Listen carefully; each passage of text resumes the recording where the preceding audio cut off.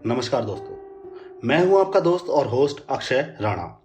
और आज हम एक फिल्म को लेकर चर्चा करेंगे और जानेंगे द पोप्स एग्जॉर्सिस्ट मूवी के बारे में और भी विस्तार से। तो चलिए चलते हैं अपने इंट्रो की ओर।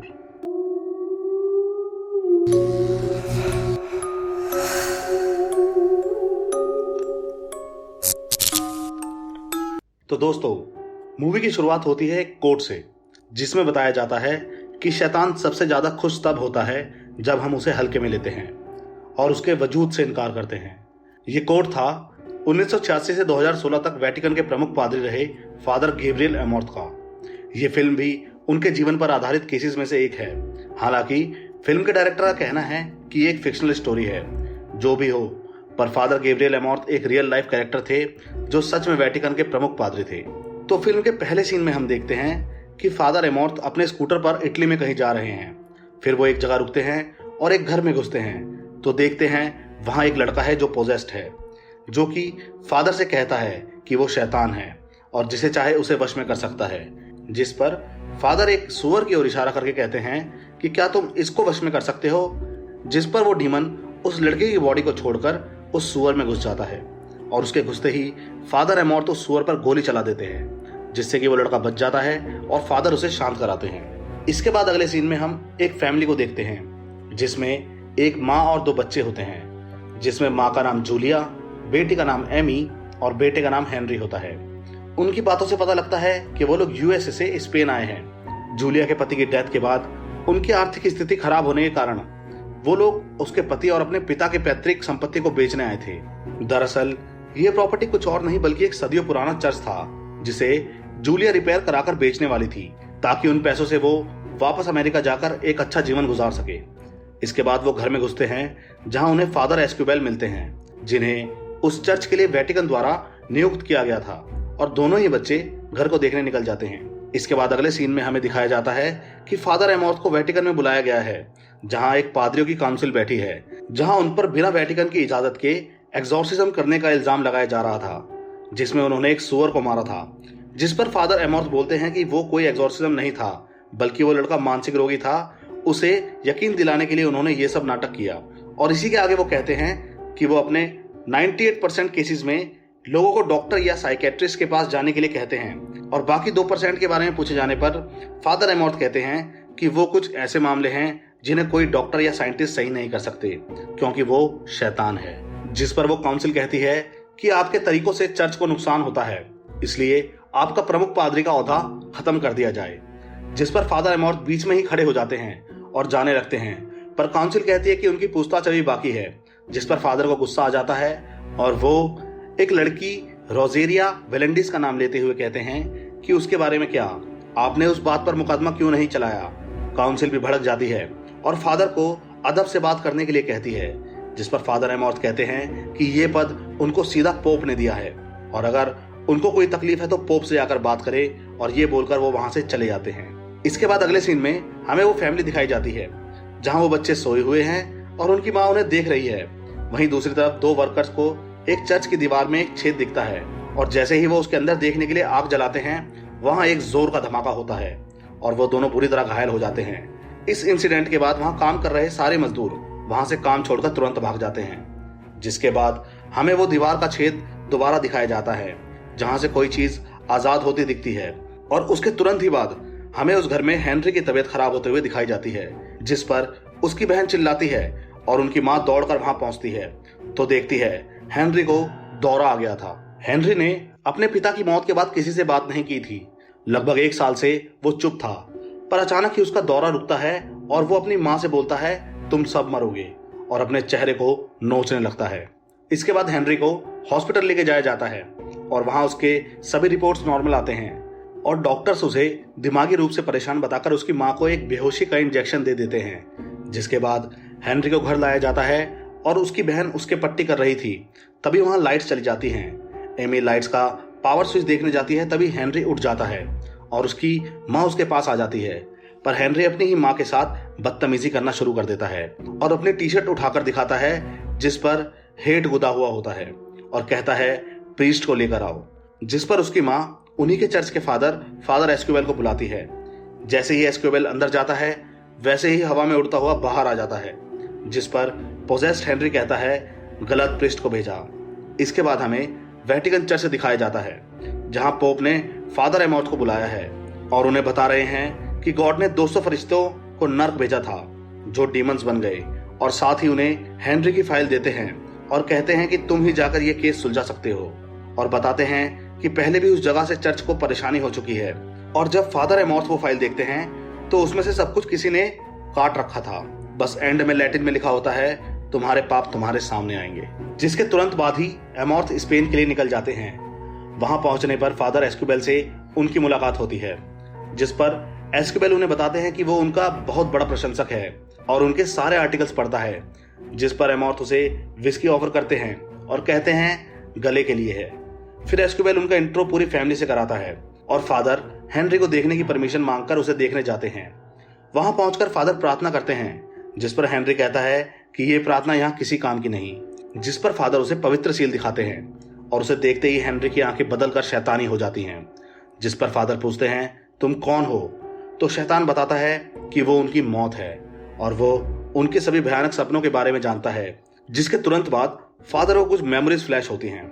फिर वो डीमन कहता है शो यूर सेल्फ, और ये बार बार दोहराने के बाद अपने मुंह से एक मरी हुई चिड़िया को उगल देता है। इसके बाद फादर एमॉर्थ थोड़ा सोच में पड़ जाते हैं और हेनरी के कमरे से बाहर निकल जाते हैं। बाहर निकलने के बाद वो फादर एस्क्यूबेल से पूछते हैं कि वो डीमंस के बारे में कितना जानते हैं, जिस पर एस्क्यूबेल बोलता है ज्यादा नहीं, बस इतना ही कि ये सब फॉलन एंजल्स हैं। इतना सुनकर फादर एमॉर्थ हेनरी की माँ के पास बात करने चले जाते हैं। हेनरी की माँ को बताते हैं कि हेनरी के अंदर एक बहुत पावरफुल डीमन है, इसलिए ये जगह छोड़कर जाना खतरनाक साबित हो सकता है। इसी वजह से हमें गॉड में अपना विश्वास बनाकर रखना होगा। आगे एमॉर्थ पूछते हैं कि हेनरी के साथ कुछ बुरा हुआ था, जिस पर उसकी माँ बोलती है कि जिस दिन उसके पिता का कार एक्सीडेंट हुआ हेनरी इस दिन उनके साथ ही था। उसने अपने पिता को अपनी आंखों के सामने मरते हुए देखा है। फिर फादर एमॉर्थ कहते हैं आप फिक्र ना करो, मैं आपके और आपके परिवार के साथ हूँ। इसके बाद अगले सीन में हम हेनरी की बहन को देखते हैं जो अकेले अपने कमरे में गाने सुन रही थी और अचानक उसका दरवाजा बजता है। वो उठकर देखती है और हेनरी के रूम की तरफ दौड़ती है, पर दरवाजा बजने की आवाज अब भी आ रही थी और अचानक हेनरी उठ जाता है और उसकी आंखें अब पूरी तरह बदल चुकी थी और वो बदलकर एकदम डरावनी हो गई थी, जिससे डरकर एमी बाहर भाग जाती है और अचानक फोन बजता है। एमी फोन उठाती है तो उसको अपने मरे हुए पिता की आवाज सुनाई देती है और एकदम वो आवाज शैतानी हो जाती है और बोलती है तुम सब मरोगे। इससे एमी बुरी तरह डरकर अपनी माँ के पास भागती है। उसकी माँ उसे गले लगाकर शांत करती है, जिसके बाद फादर एमॉर्थ एक्सॉर्सिज्म की तैयारी करनी शुरू कर देते हैं और फादर एस्क्यूबेल को बताते हैं कि ये डीमन बहुत स्ट्रांग है, इसे हराने के लिए हमें इसका नाम जानना पड़ेगा। और वो एस्क्यूबेल को अपने पाप कन्फेस करने के लिए कहते हैं, क्योंकि डीमंस उनके पापों को उनके खिलाफ इस्तेमाल कर सकता था, और उसको कोई प्रेयर याद करने के लिए कहते हैं जो उसे पहले से याद हो।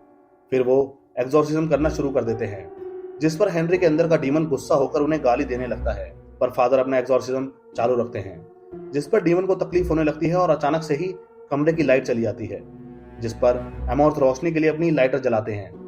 तभी अचानक फादर के सामने रोजारिया आ जाती है, जिस लड़की की बात फादर ने काउंसिल में भी की थी, और वो कहती है तुम्हारे पाप तुमको ढूंढ लेंगे, और बोलती है तुमने मेरी मदद क्यों नहीं की, तुमने मुझे मरने के लिए क्यों छोड़ा, अब मैं नरक में हूँ। और अचानक ही रोजेरिया बदलकर वापस हेनरी का रूप ले लेती है।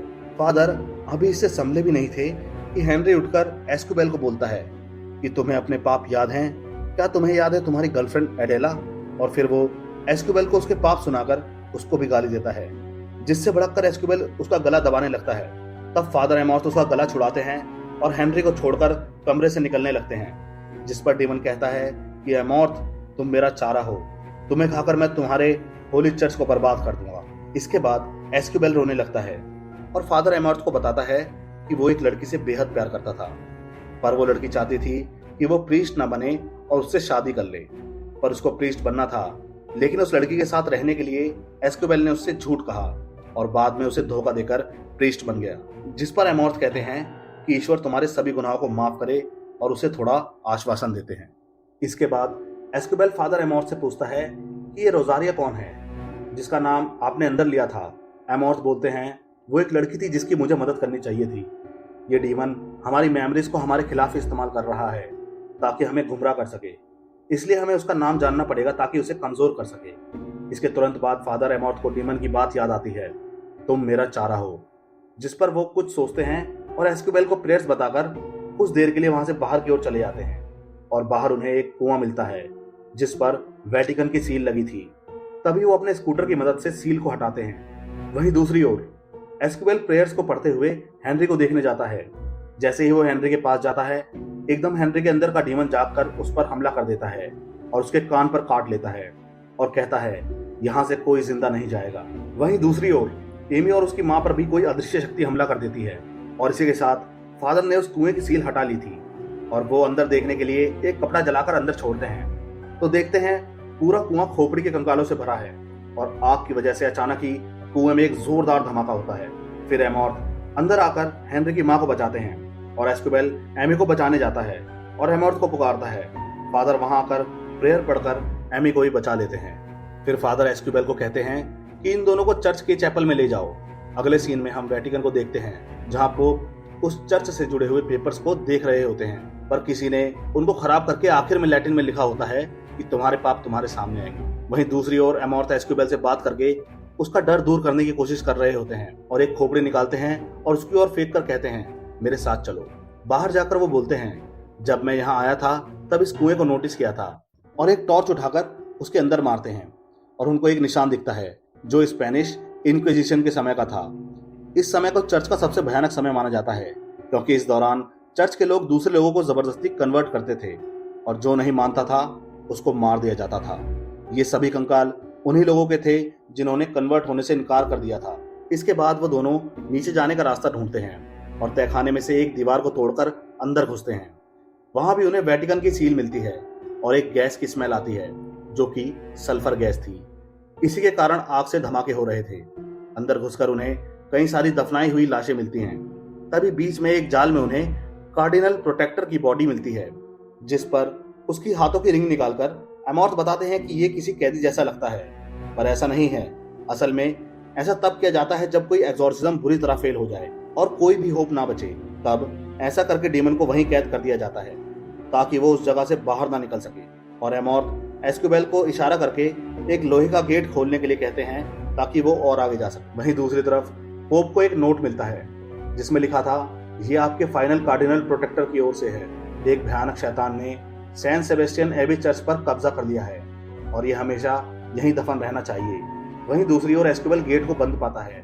तभी फादर एमॉर्थ उस कार्डिनल की बॉडी को सर्च करने लग जाते हैं और उसके पेट को फाड़कर उसमें से चाबी निकालते हैं और एस्क्यूबेल को गेट खोलने के लिए बोलते हैं। इसके बाद पोप उस नोट को आगे पढ़ते हैं जिसमें लिखा था, हमने जितने एग्जॉर्सिज्म करे सब बेकार रहे। इस जगह को खुद शैतान ने अपना घर बना लिया है। हमने आज तक इतना पावरफुल डीमन नहीं देखा। और इतना पढ़ते ही पोप की तबीयत बिगड़ने लगती है और उनको हॉस्पिटल ले जाया जाता है। वहीं दूसरी ओर फादर एमॉर्थ आगे बढ़ते हैं और एक गुफा में पहुंच जाते हैं जहां सल्फर गैस और भी बढ़ चुकी थी। अगले सीन में हम देखते हैं कि पोप की हालत और बिगड़ चुकी है और वो खून की उल्टियां कर रहे हैं। और वहीं दूसरी तरफ चर्च के चैपल से हेनरी की बहन एमी भी गायब हो चुकी है जिसे उसकी मां ढूंढने निकल गई है। इसी के साथ फादर एमॉर्थ और एस्क्यूबेल आगे बढ़ते हैं तो देखते हैं कि वहां एक गुफा है और गुफा में एक सिंहासन है जहां पर एक सड़ी हुई लाश है, जिसे देखने के बाद पता लगता है कि एक महान एग्जॉर्सिस्ट द फ्रायर दो ओहाया की लाश है। उसके पास से उन्हें एक डायरी भी मिलती है जो उसका जनरल था, जिसमें देखने के बाद पता लगता है कि वो किसी एग्जॉर्सिज्म के बारे में लिख रहा था जिसमें उसको बुलाया गया था और उसमें एक मॉन्क को किसी डीमन ने पोजेस किया था सन 1475 में। और जब भी उस डीमन से सवाल पूछा जाता था तो वो मॉन्क के साथ साथ किसी और के मुंह से भी जवाब देता था, जिसका मतलब वो एक बार में मल्टीपल लोगों को पोजेस कर सकता था। वहीं दूसरी ओर हेनरी और एमी की मां बेहोशी का इंजेक्शन भर के एमी को ढूंढने लगती है। नेक्स्ट सीन में फादर एमॉर्थ डायरी को आगे पढ़ते हैं। उसमें लिखा था, जो एक्सॉर्सिज्म करने आया था वो खुद ही पोजेस हो गया था, मतलब फ्रायर द ओहाया खुद ही पोजेस हो गए थे, पर यह बात किसी को नहीं पता थी। जिसके बाद एमॉर्थ को याद आता है कि ये वही शख्स था जिसने सन 1475 में स्पेनिश क्वीन को लोगों का धर्मांतरण कराने के बहाने नरसंहार करने के लिए राजी किया था। इसका मतलब पूरे वक्त वो शैतान के काबू में था और शैतान ही उससे मौत का खेल करवा रहा था। जिसके बाद वेटिकन को यह सब पता लग गया था और उन्होंने ये सारी बात दबाने के लिए ही सब कुछ इस चर्च के नीचे दफन किया था। इसलिए डीमन बार बार कह रहा था, तुम्हारे पाप तुम्हें ढूंढ लेंगे। इस पर एमॉर्थ कहता है कि जरूर ही कंस्ट्रक्शन के काम के कारण ये शैतान आजाद हो गया है। दूसरी तरफ हेनरी की माँ को एमी हेनरी के कमरे में ही मिल जाती है और वो देखती है कि डीमन ने दोनों बहन भाई को पोजेस कर लिया है। इस तरफ फादर एमॉर्थ को उस डायरी में से एक मैप मिलता है जिसमें 200 जगहों को मार्क किया गया था। उसमें से एक जगह वो भी थी जहां ये चर्च था। तभी एमॉर्थ को याद आता है कि ईश्वर ने जब बाकी फरिश्तों को जमीन में दफनाया था तो उनकी संख्या भी 200 थी। इसका मतलब ये जगह भी उनमें से एक ही थी जहां उन फरिश्तों को शैतान बनाकर दफन किया गया था। तभी हेनरी की माँ एमी को उसके पास से उठाती है तो डीमन गुस्सा होकर दोनों को मारना शुरू कर देता है। इस तरफ डायरी में आगे पढ़ने पर एमॉर्थ को डीमन का नाम पता लग गया था। उस डीमन का नाम था एस्मोडियस, जो कि हेल का राजा है। जैसे ही एमॉर्थ उसका नाम लेता है वो डीमन भड़क जाता है और दोनों माँ बेटी को छोड़ देता है, जिसका फायदा उठाकर एमी हेनरी को बेहोशी का इंजेक्शन लगा देती है और उसके बेहोश होते ही उसके हाथ पैरों को बांध देते हैं। वहीं दूसरी तरफ एस्क्यूबेल को डीमन की एक बात याद आती है जिसमें वो बोल रहा था प्रीस्ट को लेकर आओ, जिसके बाद वो समझ जाते हैं कि उसका निशाना वो नहीं बल्कि फादर एमॉर्थ था। कुछ सैकड़ों साल पहले भी उसने पोप के सबसे खास प्रीस्ट को बुलाकर उसके शरीर पर कब्जा कर लिया था, जो थे फ्रायर दा ओहाया, ताकि वो चर्च को पूरी तरह करप्ट कर सके। और इस बार पोप का सबसे करीबी एक्सॉर्सिस्ट था फादर एमॉर्थ, इसलिए वो एमॉर्थ को काबू करने के लिए बुलाना चाहता था। मतलब हेनरी को उसने एक मोहरे की तरह इस्तेमाल किया था ताकि वो एमॉर्थ तक पहुंच सके। पर इस बार फादर एमॉर्थ को उसका नाम पता था, तो शायद इस बार वो उसे हराकर सबको बचा सकते थे। जिसके बाद फादर एमॉर्थ कहते हैं कि सिर्फ एक चीज ही हमें हरा सकती है, वो है हमारे पाप। और वो एस्क्यूबेल के सामने जाकर अपना कन्फेशन करने लगते हैं, जिसमें वो गॉड से माफी मांगते हुए कहते हैं कि ये बात सन 1942 की है, जब वो आर्मी में थे और नाजी आर्मी के खिलाफ लड़ रहे थे। उस वक्त उनके बहुत से साथी जर्मन सोल्जर्स द्वारा मारे जा चुके थे और वो उनको ना बचाकर मरने का नाटक करने लगे। जिसके बाद उनकी जान बच गई, पर जंग में बहादुरों की तरह ना लड़कर वो कायर बन गए थे, इसलिए ये बोझ उनके दिल पर बना हुआ था। इसीलिए उन्होंने इसके बाद अपनी जिंदगी को एक मकसद दिया कि वो लोगों की मदद कर सके और गॉड की सेवा कर सके। इसलिए वो प्रीस्ट बन गए। पर प्रीस्ट बनने के बाद भी उनसे एक गलती हो गई। एक रोजारिया नाम की लड़की थी जिस पर शैतान का साया था, ऐसा उसका मानना था, पर उस पर शैतानी साया नहीं था। वो एक मानसिक रोगी थी जिस पर एमॉर्थ को लगा कि ये एक मानसिक रोगी है, इसका इलाज मैं क्यों करूं, और इस अहंकार में उन्होंने उस पर ध्यान नहीं दिया। जिसके बाद रोजारिया ने चर्च की दीवार से कूदकर आत्महत्या कर ली और उसकी आत्मा का बोझ अब उन पर है और वो डीमन ये बात जानता है। जिस पर एस्क्यूबेल कहता है आप एक अच्छे आदमी हो और ये बोझ अब खुद पर से उतार दो। जिसके बाद एमॉर्थ गॉड से अपने पापों की माफी मांगते हैं और एस्क्यूबेल उन्हें पाप मुक्त कर पवित्र करके प्रेयर्स पढ़ता है। अब एमॉर्थ पाप मुक्त थे और फिर से एक बार वो एक्सॉर्सिज्म की तैयारी करने लगते हैं और एक बार फिर हेनरी के पास पहुंच जाते हैं, जिस पर फिर से एक्सॉर्सिज्म शुरू होता है और एमॉर्थ सबको प्रे करने के लिए बोलकर प्रेयर शुरू करते हैं। और डीमन जाग चुका था और उन्हें गालियां देते हुए कहता है तुमने अपने सारे कन्फेशन कर लिए, तो अब इसके सामने कन्फेस करो। और इतना कहकर वो एमॉर्थ को फिर से रोजारिया का विजन दिखाने लगता है। जिसके बाद एमॉर्थ घबराने लगते हैं पर थोड़ी देर बाद होश संभाल लेते हैं। पर फिर अगला विजन वो एस्क्यूबेल को दिखाता है जिसमें उसे उसकी गर्लफ्रेंड दिखने लगती है, जिसे देख के एस्क्यूबेल भी घबरा जाता है। पर एमॉर्थ उसे संभाल लेते हैं और एस्मोडियस डीमन का नाम लेकर जोर जोर से प्रेयर पढ़ने लगते हैं, जिससे चारों तरफ तूफान सा आ जाता है।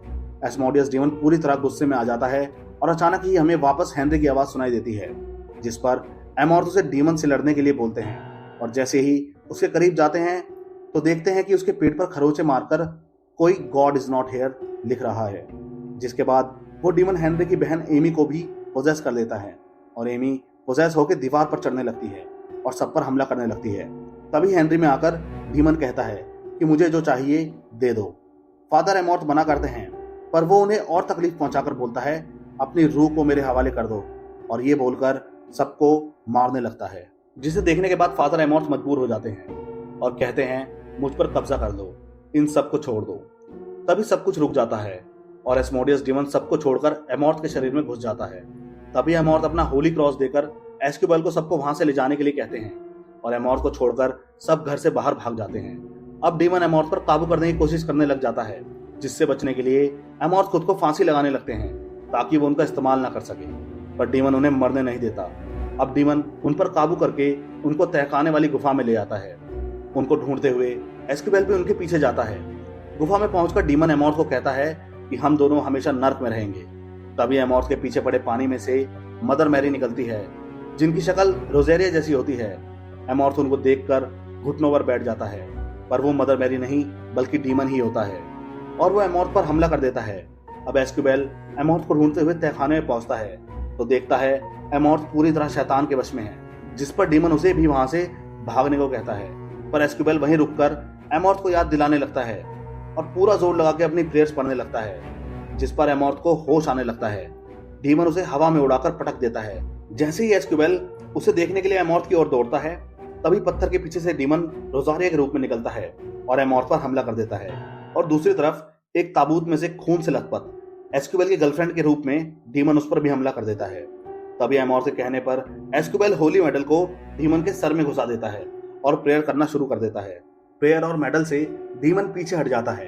तभी एस्क्यूबेल एमॉर्थ की तरफ होली क्रॉस को फेंकता है और एमॉर्थ भी उसे डीमन के सर पर लगाकर प्रेयर्स करता है, जिससे डीमन पीछे हटकर हेलफायर में जलने लगता है और दोनों पादरी मिलकर एक साथ डीमन के खिलाफ प्रेयर पढ़ने लगते हैं, जिससे कुछ देर बाद वो डीमन हारकर वापस से नर्क की गहराइयों में पहुंच जाता है और सब के सब लोग बच जाते हैं।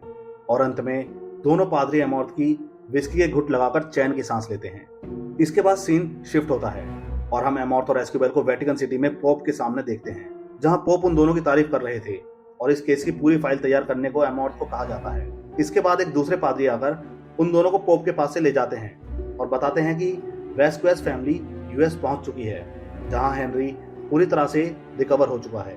जिसके बाद वो पादरी बताते हैं कि फ्रायर की डायरी से हमें बहुत कुछ जानने को मिला है, पर अब भी ऐसी 199 जगह मौजूद हैं जिन्हें हमें ढूंढना होगा और वो ये काम फादर एमॉर्थ को देना चाहते हैं। जिसके बाद एमॉर्थ कहते हैं जरूर, पर इस काम में उन्हें फादर एस्क्यूबेल की जरूरत भी पड़ेगी।